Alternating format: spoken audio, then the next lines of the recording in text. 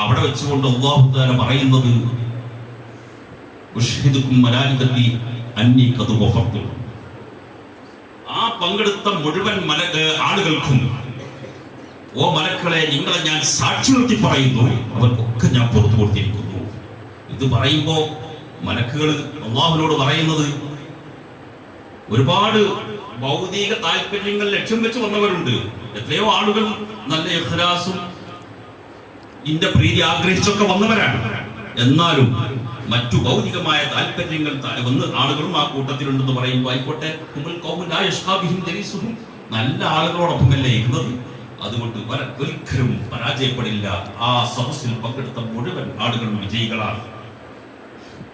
അല്ലാഹു സുബ്ഹാനഹു വ തആല നമ്മെ വിജയികളിൽ ഉൾപ്പെടുത്തി അനുഗ്രഹിക്കുമാറാവട്ടെ. അപ്പോ ഇവിടെ ആത്മീയ സദസ്സുകൾ നടക്കുമ്പോൾ, വിജ്ഞാന സദസ്സുകൾ നടക്കുമ്പോൾ മലക്കുകളുടെ സാന്നിധ്യം ഉണ്ടാകും. നേരത്തെ ഇവിടെ ഈ പള്ളി നേരത്തെ ഇവിടെ ദർസുണ്ടായിരുന്നു എന്ന് പറഞ്ഞു. അത് വീണ്ടെടുക്കണം, ദർസ് ഇവിടെ സ്ഥാപിക്കണം.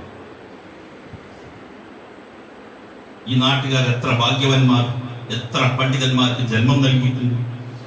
അവരൊക്കെ ഈ ഉസ്താദുമാർ ഓരോ മഹല്ലത്തിലും അവരുടെ സദസ്സുകളിലൊക്കെ വെച്ചിട്ട് അല്ലാഹുമ്മ ഗ്ഫിർ ലനാ വലിആബാഇനാ വലിഉമ്മഹാതിനാ വലിഅസാതീദിനാ വലിമൻ ആനന, ഞങ്ങളെ സഹായിച്ചവർക്ക് എന്ന് പറഞ്ഞ് ദുആ ചെയ്യുമ്പോൾ, ഈ ഭക്ഷണം കൊടുത്തവരും ഇവിടെ അവർക്ക് ആവശ്യമാകുന്ന സൗകര്യങ്ങൾ സംവിധാനങ്ങൾ ഒരുക്കി കൊടുത്തവരും അറിവ് പഠിക്കാനുള്ള വഴികൾ കാണിച്ചു കൊടുത്തവരും എല്ലാവരും ആ ദുആയിൽ ഉൾപ്പെടുകയാണ്.